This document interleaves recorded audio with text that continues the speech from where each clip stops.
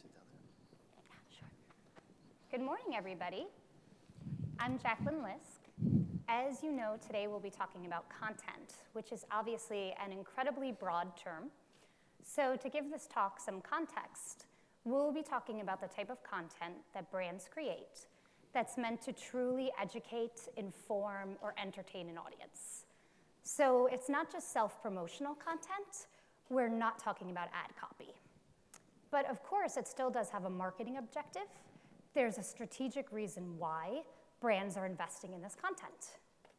This practice is typically called content marketing, and it plays a key role in brands' social media strategies. It's also the type of content that I happen to do for a living.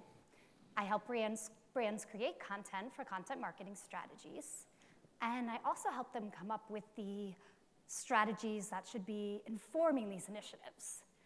And I say should be because, unfortunately, less than 50% of brands actually have a documented content strategy. And that's where we'll start our discussion today. Okay, so let's meet our panel. We've been calling ourselves the Powerful Panel.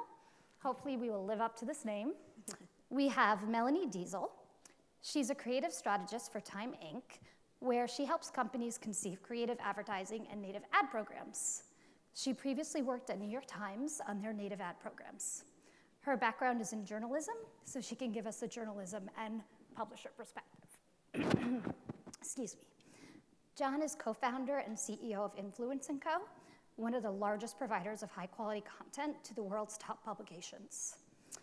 His company was recognized as one of Forbes' most promising companies in America.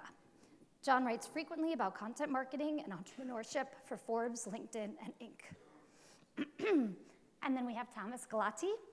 He works in marketing for LinkedIn, where he oversees the travel vertical. So he can give us an inside look at what type of content performs well on that platform. Okay, John, we'll kick off with you. Do most of your clients have a content strategy? And if not, how do you help?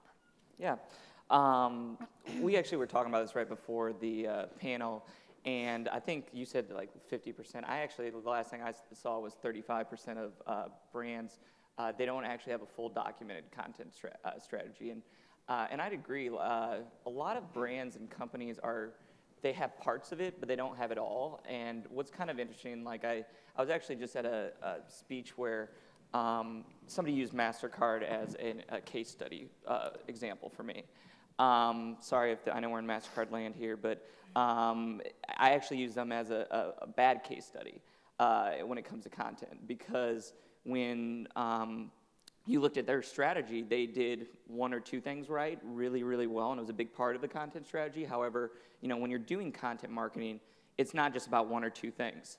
They all feed off each other. So you have to nail down the strategy that includes how you're going to create the content, but also how you're going to distribute it, how you're going to leverage it. And that's one of the biggest mistakes I see brands making, is that, like in MasterCard's scenario, they did such an excellent job in creating this, I believe it was an Insights. I don't know if you guys remember this site, but it was so well done on the content creation, the information behind it. However, they didn't do the distribution right. There wasn't enough distribution, so you need both of those to kind of feed off each other. And so it's not like I'm seeing people with a content strategy now, but they're not basically hitting all the birds with one stone. And one of the big problems that brands and companies are having is proving the ROI with content marketing. Everybody wants to jump in and say, like, I love the buzzword, it's cool, all the cool people are doing it, so I'm gonna do it. But then they start saying, where's the ROI? And they're missing that because a big part of the content strategy is they're not hitting every part that needs to be hit. They're focusing on one, and they all feed off each other. So the short answer is that I'm seeing content strategies being created. I'm not seeing them done well and thought out as much as they should, but yeah, things are getting better, so. And Thomas, how about in your experience, how big a role does content play for your clients in their marketing strategies? So when I think of it, so I oversee the travel vertical, so I'm intimately aware with the type of presence that the travel clients have on LinkedIn. And what we see it was a recent study that shows that from a B2B standpoint, consumers are 90% through the journey before they actually reach out throughout the purchase cycle before they actually reach out to a company. So it's very important to establish that presence, and what we find is that customers are also consuming, on average, 10 pieces of content before they actually make a purchase. So it's very important, again, to have that presence and to establish that presence and make sure that you're, to your point earlier, Jackie, about informing and entertaining in terms of content, so that your clients know your position, they know what your brand is all about, and you're there when they need you. Great. And now, Melanie, as I mentioned, you've worked with a lot of major publishers. I'm curious, how does content strategy differ between, say, New York Times and Time Inc. and Huffington Post, for example? Yeah, I think that difference is probably one of the key things to determining success, because you have to think about the context, right? So if someone is coming to the Huffington Post, they're expecting a certain type of content. If that same person, although the audiences are very different, is also going to the New York Times, they're expecting a very different type of content. So when when a brand comes to a publisher, they have to understand what it takes to be alongside that type of content and to measure up. So, for example, at the New York Times, when we were doing content marketing for brands, we would have to explain to them, our readers are very smart, they're very savvy. We're not going to trick them into buying your product. We have to do it the right way. We have to use facts. We have to cite sources other than you, because that's what our readers are used to seeing, multi-source stories. We have to sort of embrace the controversy. We're not going to be able to sort of whitewash it and give them, this starry glow around your brand if that's not truly there, if we can't support it with information. So a lot of the content we did there was very in-depth. It had a lot of multimedia, had a lot of varied sources to the content. At the same time, when you're at Huffington Post, that kind of content is not what people are there for. And no matter how good it is, if it was the same exact content, a HuffPost reader who's looking for a listicle of recipes is not going to engage with an investigative piece about rising numbers of women in prison. So we have to understand the different contexts and make sure that we're creating content that fits the context, and that's when you see the most success. So I think for publishers, the challenge is understanding your context and understanding how to communicate it in a way that helps marketers get on board. Great. Let's talk about native advertising. I'm curious, how many of you in the audience have heard of native advertising? Can you raise your hands? Okay. Keep your hand up if you feel comfortable with the definition of native advertising. Do you really understand what it is? Can you raise your hand? Okay, I suspected this. We went down to, I think, one. Melanie, why don't you describe native advertising for us officially? Whoever had your hand up, we should talk after. I think as an industry, we're still kind of trying to figure this out. One of the things that I find myself reminding people all the time is that native is an adjective and it describes something. So it kind of comes back to that context, right? So native for a publisher means creating content that's the same kind of content you create as a publisher. Like I said, that might be a listicle or a slideshow on BuzzFeed or HuffPost, might be an in-depth reported piece or an opinion piece on the New York Times. So you have to recognize your context. Again, native advertising on a social platform, you're talking about on Twitter, that's a promoted tweet.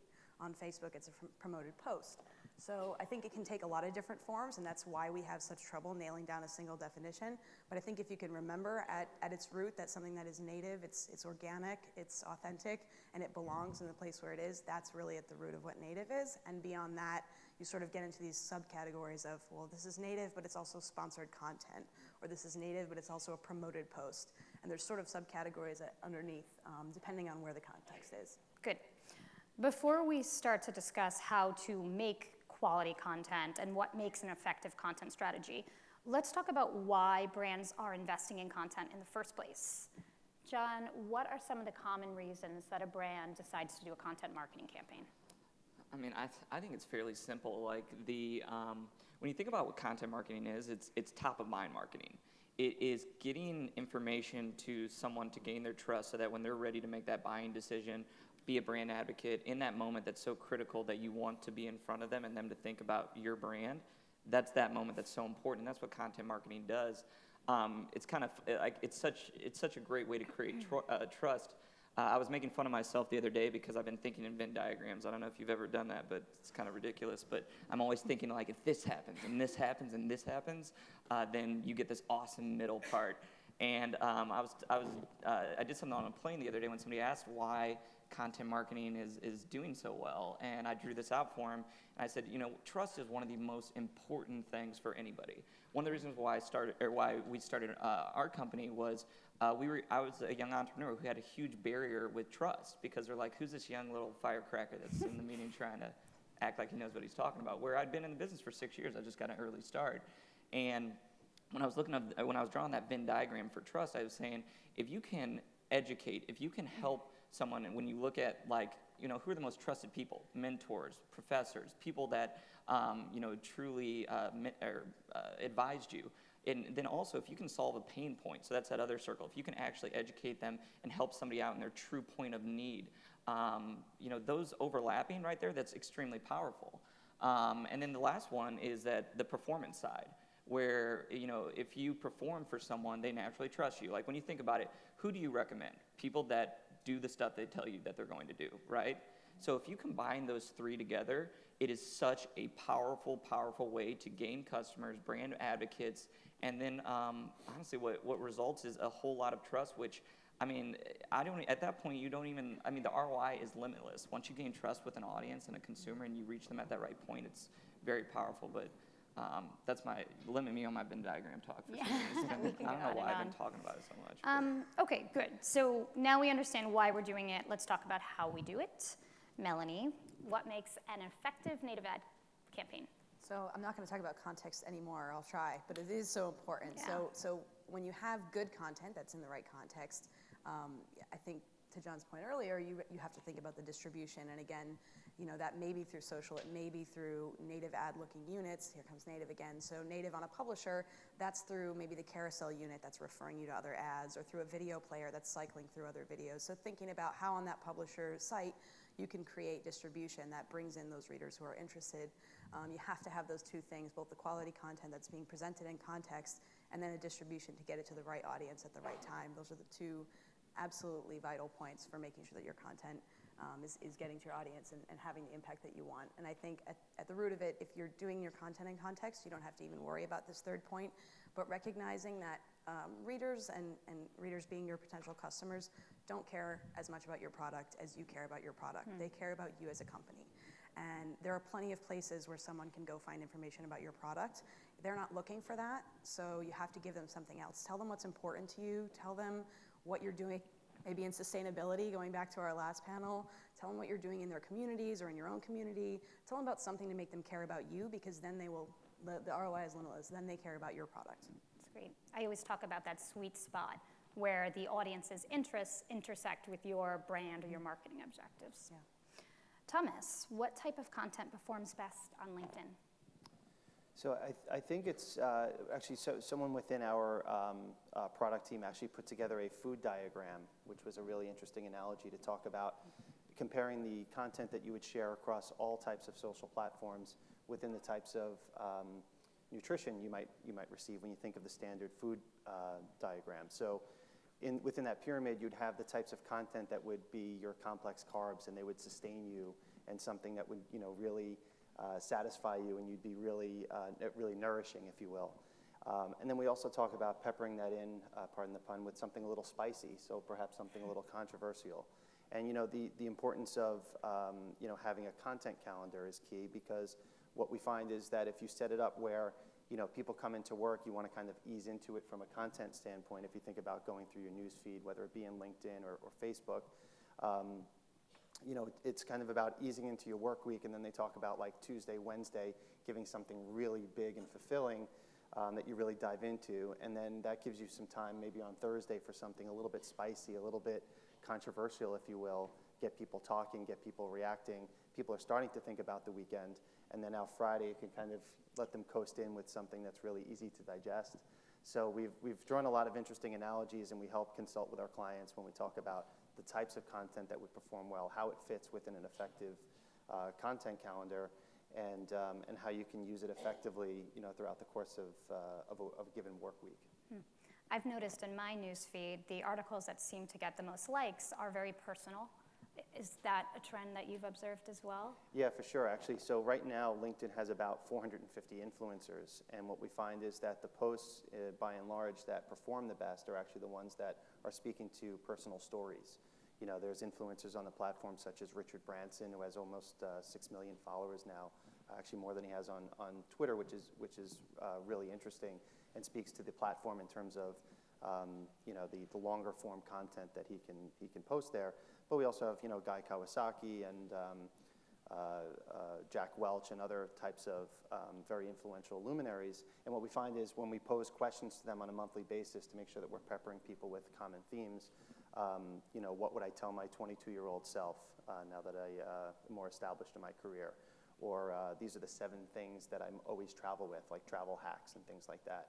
So we find that the more personal approach tends to perform the best. And how about having that number in the headline, a listicle, if you will? Yeah, I think it's good too, because I think that falls under the category of snackable content too, Right. where at least you know what you're expecting. Like, these are the top 7 things that I must travel with, and you know that even if you don't have a lot of time, you know that you have the ability to kind of quickly scroll through that and get those 6 or 7 nuggets, if you will. And now, Melanie, does a listicle work for, say, the New York Times, or is it a whole new ballgame? Yeah, so I think one of the things that people don't expect, so my data's a little old because I have left the New York Times, but in 2013, our top piece of content in the New York Times was the dialect quiz. Does everyone remember? Some people remember this. You filled out what you called certain things, you know, sneakers, track shoes, trainers, and then it would pinpoint where in the country you came from, what your linguistic influences are. So you don't expect, that was the most shared piece of content in all of New York Times digital history. Wow. And it was a quiz created by an intern. So who, by the way, got hired. That's always the next question. But so it's not that we can't do that fun, snackable type of content. It's that in that case, that was based on a Harvard linguistics study. So there's data behind it. Our readers wanted to be informed. They wanted factual things behind it. So it worked for us. You know, I think if it were, maybe if it was, you know, seven hacks that will totally change the way you pack, I don't know that the New York Times audience is going to be into that. That would do incredibly well on HuffPost, and it would do really well if it were in GIFs on BuzzFeed. So, you know, good content marketing really is fully dependent on that context, because that same piece of content can do well in different places. You just have to make sure it's in the right place. So we can definitely do that kind of stuff at the Times, and the same thing at Time Inc. Great. And I guess the takeaway for us in this room is to know your audience and to think about where your content is going to be distributed. John, in your experience, what are some of the biggest challenges that companies are facing when it comes to creating content? There's a couple factors there. First off, I think we talked about the difference between promotional content and educational content. We just did a study with 150 managing editors. And we do that because who knows an audience more than a managing editor? They know exactly what they want to hear. They know, or their audience wants to hear. They know what resonates with them. And the number one problem and challenge that they hated about content by far was promotional content. They hated it. And audience members, our audiences don't like that either. They don't want, I mean, when you think about how information is so readily available for you, why do you want to be sold to all the time? You can, like you said, people want to be educated by how many pieces of content. I'm writing a piece in Forbes right now about how 75% of marketers got this study wrong, and it's about how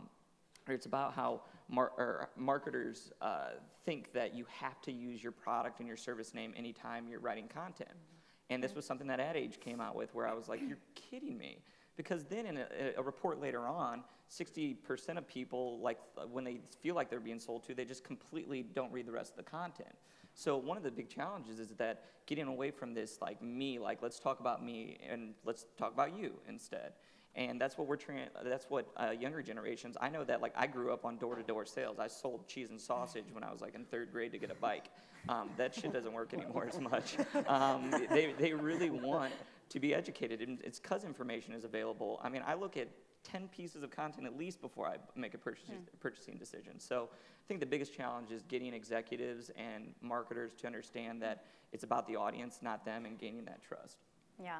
You see that mistake all the time still, sort of an advertorial type approach. Yeah. I think a mistake that's still happening, but we're not talking about quite so much, is when brands go the other way and put out, say you're an insurance company and you put out top 10 best restaurants on Valentine's Day because it's going to go viral. So content that's great and interesting, but where's the tie back to your brand? I think that's a mistake that's also happening.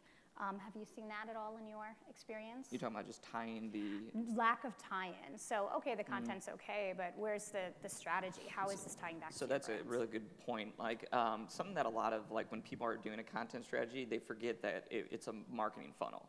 Like, anytime you're doing marketing, there's a funnel. Like, and a lot of times people, like, they said that was a bad word at one of the conferences I spoke at. I'm like, No, it's not. I mean, it's marketing. It's a funnel. You're drawing people into you.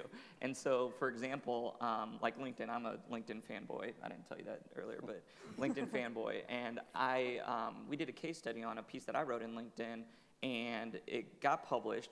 We tied it in, like we didn't just publish an article on LinkedIn and say, cool, let's try and get linked back. We actually had a plan where we had base content on our site that was gated.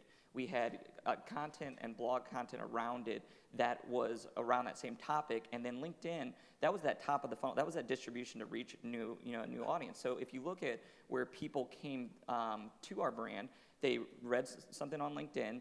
There was a strategically aligned content that drew them down the funnel, so that mid kind of earned or owned media, the middle part of it, down to that gated piece.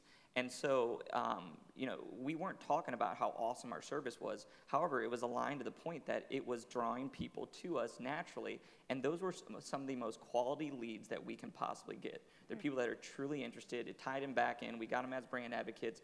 I can honestly say 3 of our largest clients either came or were, it was something to do with reading a LinkedIn or Forbes post of mine. So, Wow. yeah. Yeah, and actually, I wanted to just expand before on the point you were making before about not just talking or not making it seem so self-serving, and how transparent that actually is. The VP of Content Marketing at Marriott just wrote a piece on a showcase page that they have, which is tied to their company page, which talked about comparing dating to content marketing. So he basically talked about a first date, how you'd sit across the table from someone, and you'd sit across saying, well, let me tell you why I'm so great. I have a beach house over here, and I'm the VP of whatever, and I have all these people underneath me, and by the way, I also enjoy bicycling, and I'm a marathon runner. And at some point, the person sitting across the table from you is going to shut down. Instead of asking some really smart questions to say, so I heard you like to travel. Tell me a little bit more about the last place that you've been, or the best place that you've been, or where are you looking to go next? So it's having that type of dialogue, and it was a really smart piece. His name is David Beebe. And the showcase page is Overheard at Marriott. So I would encourage you to check it out because it's really thought-provoking and a great analogy to, again, not being so self-serving, but creating a dialogue with your customer the same way you'd create a dialogue with someone that you'd like to, just like you as an individual. Great. And I think to John's point, about the Venn diagrams, there is an overlap between things your audience wants to read and things that you have the authority to speak about, because we consume content from brands all the time. We're not afraid of that. If I buy a recipe box, if I buy a box of cake mix from the store, I'm going to trust the recipe on the back. I know it's coming from a brand, but I trust what they're telling me. If I'm having a problem with my Tesla, which if you didn't see is parked outside, I'm going to check, the reader's manual. I'm going to know that information is trustworthy. So the problem is when Betty Crocker is trying to tell me the best coastal drives and Tesla is trying to give me a recipe for dinner tonight. There's no overlap there. But there is something that your brand has an authority to speak about. You just have to find it and maybe expand it a little bit more than you're comfortable with. Great. Okay, we've defined our strategy. We have our goals. We've created great content. John was talking earlier about how often we can overlook the important step of distribution. So maybe this great content's running on your blog, or maybe you've invested in a native strategy with one of Melanie's publishers. Either way, how are you getting eyeballs on your great content? Most likely, social is playing a key role in this. So let's stick with Thomas. What is success on LinkedIn? How many likes do I need? How many shares? How many eyeballs? What's good? It's interesting because, I still feel like this is very much in its infancy when you think about the distribution channels, because it started off with every company having a Facebook page, and then a lot of the companies that I work with now, when you look at Delta, Starwood, Marriott, the original initiative for their presence on Facebook was, let's get to 1 million likes. I'm putting the gauntlet down. We want to get to 1 million likes by the end of this year. We're at 200,000 right now, and let's invest as much as we need to invest with Facebook to get 1 million likes. And then it became, well, let's peel back the onion a little bit and let's figure out, well, what does that even mean, right? For example, I still get things in my newsfeed on Facebook for Samsung TVs. I think a year ago they were running a promotion, like our page, for the chance to win a 60-inch flat screen plasma. So I, just did the easy like, and now I get things served in my newsfeed in Facebook for Samsung, which really don't seem relevant to me. Yeah. And that's just, just one quick personal example. But when you think about the type of audiences that you'd have on Twitter or on LinkedIn, which I could speak to with more credibility, it's really more about quality. So we get the question asked, well, how many followers should we be looking to attain on LinkedIn? And of course, there's always this, crawl, walk, run type of position where we say, let's focus on the audience you're looking to attract organically, and then let's help you build that audience up, and then we can start to determine at, how fast of a clip, how much content you have available, how much you're looking to invest, in the content, because that plays a big piece. So, in terms of trying to figure out what success looks like, the first thing that we always recommend is posting organically, and then you could actually segment your audience as you see fit. So if you have a piece of content that would speak to the C-suite, you have the ability to only serve that out to the members who are following you, who are C-level executives. You can also exclude that audience. You can go for different size companies that they might work for. So you can custom tailor pieces of content on LinkedIn, similar to the way you can do it on Facebook or Twitter, to specific people. Again, on LinkedIn, you're just thinking about the context and the data that we have around the information that members are providing to us. So what we see in terms of paid content, now you have a great piece of content, but you only have 1,000 people following your company page. Well, now you're dying to get that out into the newsfeed of other, let's say, business travelers in most of my examples. So now you could take that content. 2 years ago, we launched sponsored updates, and now you have the ability to take that and put it out into the newsfeed. You actually have the ability to do it now as dark posting, so that you could do some A/B testing, and it doesn't actually have to physically reside on your company page. So that's really important in trying to figure out, well, does this image resonate more to get more clicks? Does this headline resonate a little bit more to get more clicks and get more activity? So in terms of paid engagement, we see about 0.4, 0.5% as the benchmark for paid content. From your organic followers, you generally see a little bit more. These are the hand raisers. These are the people that are saying, I want to follow you right now. So in those cases, we see engagement rates of like, comments, and shares anywhere from 1% to 3%, which is really off the charts compared to the typical click-through rate that is measured for standard banner advertising of, like a 0.02 or 0.03 if you're lucky. So those are just some metrics that we try and go Something that you I like the point that you made about the earned side, or like actually getting that content out there first. Where I don't know if this is like the cheap entrepreneur, like coupon cutting person in me, but like I feel like brands are just in a hurry to spend money. Like I don't even know what the hell they're thinking. Is that, like, I'll give you guys as an example, is that we were talking to somebody and they'd spent $100,000 on LinkedIn ad or LinkedIn post before they even started creating the earned side of content. Right. And I was like, what the hell are you thinking? Like, and this is happening like more frequently. And I'm like, that doesn't make any sense. It's the same thing with influencer strategies. There was a company that's like, oh, we're doing this massive influencer strategy. We're spending tons of money on this. Where I was like, okay, so what content are you creating? I'm looking forward to seeing that. They're like, oh, we're not doing that. And I was like, what the hell are you thinking in your mind when you're like, we want people to write about us, but we're not going to control the content about us first. So like, I'll be very transparent about, me as a columnist. I'm running a company, I'm traveling all over the place, and I like seeing my baby girl and my wife. So I'm busy. I do not want to go out and have to do all this stuff to source this, source this, source this. I have my watering holes that I go to that I source. And a lot of times if I'm writing about a company, I'm looking at content that they're putting out to use as a source. So when you think about it, like if you're looking at influencer strategies with content, why the hell aren't you creating content first yourself, so that when they're sourcing it, when you give them that kind of, hey, let's pay and get them to get this distribution out there, like control it first. And that's a huge, huge area that I'm seeing, is that brands are in a hurry to do something paid without even doing the earned first. I'm not against paid. I think paid is great, but you got to understand, like you said, I mean, LinkedIn makes a ton of money on marketing solutions, but you've got a smart guy here from LinkedIn telling you, get earned stuff out there too. Like there's a lot of value in that, and that's a huge challenge that I'm seeing that people are just going out and doing. Great point. How many people in the audience are publishing on LinkedIn, either as themselves or as a brand? Okay. And now, Thomas, is the publisher function, is that rolled out to everybody now, or is that still in the process? Yeah, so it's in the process. It's almost out. So right now we have 360 million members globally, about 112 or 115 million members in the US. And so it originally started off as the influencer program. It was just that. Again, just a little over maybe 2.5 years ago. And that was some influencers that we had at the cusp. That was like Barack Obama when he was actually running in the last presidential election. And so now what we're trying to do is open it up to, to all members. I actually published my first post about 4 weeks ago, I believe it was, and it was a combination of two instances happening for me where my dry cleaner called me and told me I left a $50 bill in my pocket, and then shortly after that, my wife and I left the video camera when we were getting, I have twins that are, they'll be 2 in September, and we were getting their first haircut, and we left their video camera there and didn't realize it until the next time we needed to charge it. So I just called upon those two as examples as I know where I'm taking my kids. So basically the video camera was found, and the person who owned the haircutting place put it on the side and held it for me. And when I called her, she said, "Thank God you called me, because we've been worried sick about all the memories that are on this camera that we didn't know whose it was." My wife didn't leave the phone number. So again, my dry cleaners, I think, is the smartest guy I've ever met in my life. For calling me and telling me I left $50 in my pocket. So now I know where I'm going to be getting my dry cleaning, my clothes dry cleaned for the next 100 years.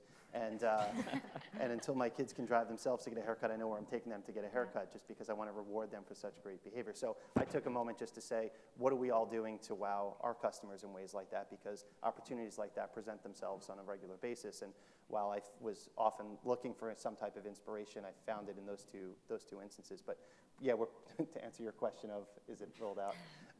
Yeah, so at this point, it's pretty much rolled out to the entire audience, where you'll see a little pencil button on your LinkedIn profile, so you could take it upon yourself to write about an instance like that, or just some type of thought-provoking piece of content that you might have. Great. And it's interesting, now you publish something on LinkedIn, but you might share it on other social networks and then go and share that on Facebook or Twitter. Is that something that LinkedIn encourages, this cross-social network promotion? Yeah, absolutely. The funny thing is, when we've encountered a lot of companies who have a very strong presence on Facebook and Twitter from a content standpoint, investing with companies like John's or other types of content creation sites, and they'll come back to us and say, you know what, we want to have a presence on LinkedIn, but we don't really feel like we have a content strategy or a business content strategy. Right. And what we find is that if you're investing enough with a partner, like John's, what you might be able to do is, if you're posting 10 pieces of content a week, maybe 2 or 3 of those make a lot of sense for LinkedIn. Maybe 1 or 2 might be on the cusp of possibly. So what we find is that if we help customers with a content audit, and you could do this yourself, if you look across the broad spectrum of all the pieces of content, whether it's something you're writing yourself or something that you're paying for, you might actually be able to take 1 or 2 of those things and say, wow, that actually really makes sense. An example is, with Delta, they do some things where they kind of like pull the curtain back or open up the captain's door, and they're kind of just doing a quick behind the scenes of what the cabin looks like and what the captain does before. I think it was actually United that did this first, where it was just a little behind the scenes look of, here's what makes things work before your flight takes off. And you think about, hey, that has really big mass appeal on Facebook, but at the same time, some of the technical minds and the people that are frequent business travelers, might want to take 5 minutes out of their day just to kind of take a look and see what that video looks like. So absolutely, there's some opportunities to share. And I think to your point, there's value in the fact that no matter where that link is being discovered, they're coming back to LinkedIn, and it's creating, this environment of trust. And that's one of the things that is great at Time Inc. We have 25 plus different brands. So depending on the audience you're trying to reach, you can create that trust by being in a trusted brand. So if you're looking to reach travel influencers, we can also do that through Travel and Leisure or through Departures. If you're looking for, you're looking for sports fanatics, we've got Golf and Sports Illustrated. We've got Entertainment Weekly, People. We can give you that context so that when someone gets there, they're like, I recognize People, I recognize LinkedIn, I recognize EW or Sports Illustrated, and they consume the content with a greater level of trust. So social is really valuable for pulling someone back to an environment that creates that trust, even if you don't necessarily have it built up yet on that network. It's great for creating new doors into the mansion that you've built. Great. And Melanie, what KPIs are your advertisers using in general to determine their success? Yeah, I think sometimes our advertisers don't even know where in that forbidden marketing funnel they are. I think they come in with KPIs that are really far down the funnel, and they say, we want to write 1 blog post and we want 1,000 new subscribers, or we want 10,000 new signups, or we want everyone to go buy a car, after they read this 1 blog post. And, to every point we've made so far, it doesn't quite work like that. So sometimes part of my job is sort of standing at the top of the funnel and giving them a hand up. to understand that we're doing that build up. We're giving them, this is not just the sweet top of the pyramid. This is really the lower level stuff where we're trying to get them on board, earn their trust, give them something of value, so that at some point they will get further down that funnel. So, we're sort of all over the spectrum, but I think I try to convince them that this is an opportunity for awareness and for thought leadership. Not necessarily the best way right out of the gate to start driving sales and conversions immediately. So then are you measuring things more like impressions and time spent on page, shares? Yeah. So impressions is a little tough because, I think it's hard to understand the value of an impression if you don't know what the conversions are, and that's what makes it tough when you're going for awareness. So we try to do something that's a little bit easier to measure, maybe something like engagement. So not just the awareness of how many times we tried to get someone to read your article, but how many times did we successfully bring someone in and get them to stay for longer than 30 seconds, or get them to scroll. We can measure scroll depth through chart, all the way through. Active dwell time on the page. How long were they spending looking at your infographic? How far through the video did they play? And then going through and seeing how many of those converted into additional social shares. How many people consumed your content and thought, I actually value this, I would like to attach my name to it, and hopefully bring some more people some value by sharing it. So those things tend to be a little bit better measure than purely just impressions, but I think for a lot of publishers, or for a lot of brands rather, they do just want to shoot it out there and see how many people will see it. So sometimes we're measuring that too. Great. Yep. I get this question all the time from clients. They say, I want to use content for lead gen or for conversion, and it's a challenging one. What do you say, John? Is there a role for content in a straight lead gen campaign, for example? I mean, content marketing is more of a commitment than a campaign. Like, I advise people all the time, like, if you, I'll tell them straight out, is that if you do pay-per-click, you're going to get more people in the door than content. And so that's why if someone comes and says, hey, we want to test this out for 3 months, I'm like, oh, no. Let's just not do that. It's not worth your time to say this is going to be a way that I'm going to bring in a ton of leads or a bunch of sales through content marketing. Once again, we're talking about staying on top of people's minds, gaining trust. It's a big word. I don't know how many people, who do you trust in 3 months? I don't trust anybody in 3 months. It takes a while. And so, what I would say for us, now we're at a point where a big part of our business is this inbound lead generation, which is nice, but no matter what, it's not going to be, I think right now people are looking at it as it's like their saving grace, like, oh my God, this is a buzzword, we're going to do it, we're going to invest. And then when they don't get the leads that they wanted, they get really pissed off. I would say that the best thing is that a lot of times it's people who are in your current pipeline or people that are already in your audience that you're able to nurture more. And then, yes, you gain reach, and over time, you end up becoming this, like I said, a watering hole for people or a trusted resource. So, like, what I see in the future is I see there's a crap load of content out there, and people aren't going to have time to read a bunch of stuff. So you're going to have your watering holes. I think when we looked at it, people have at max 10 watering holes.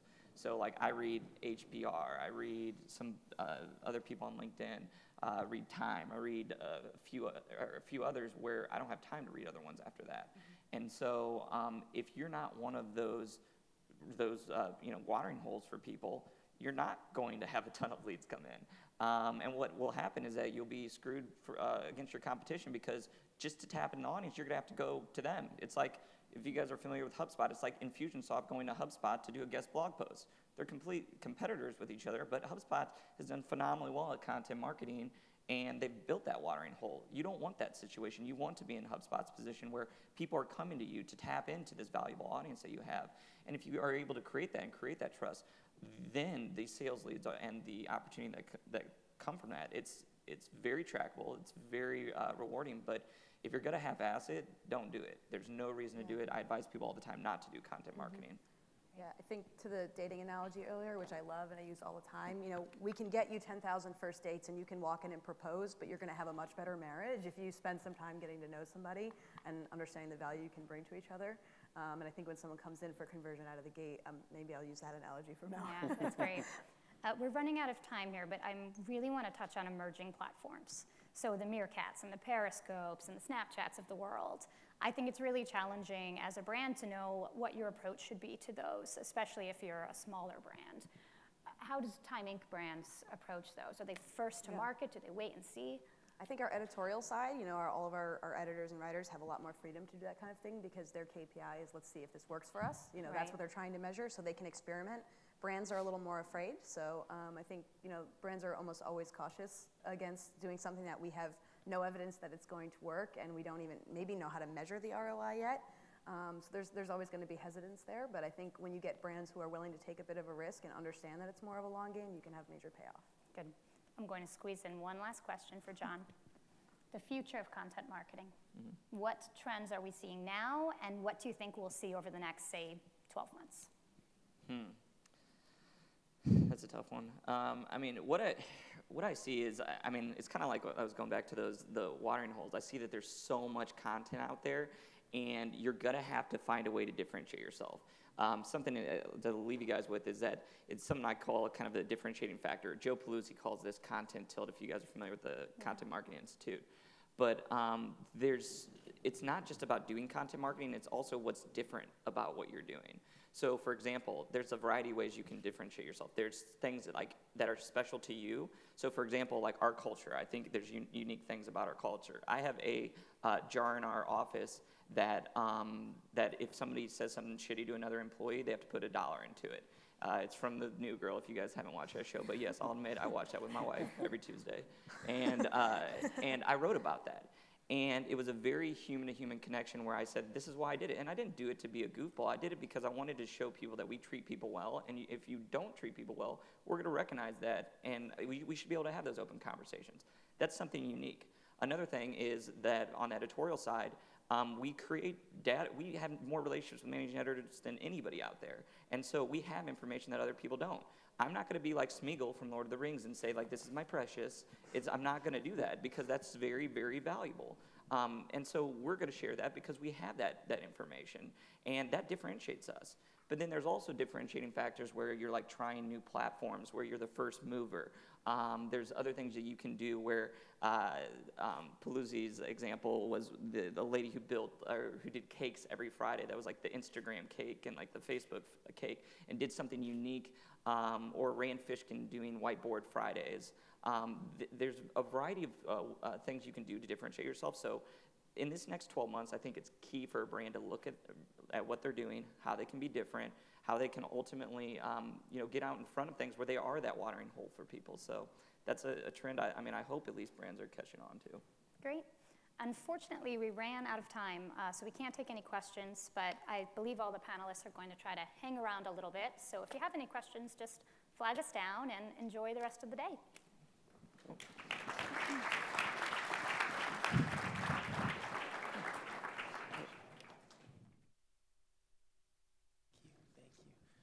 Great. So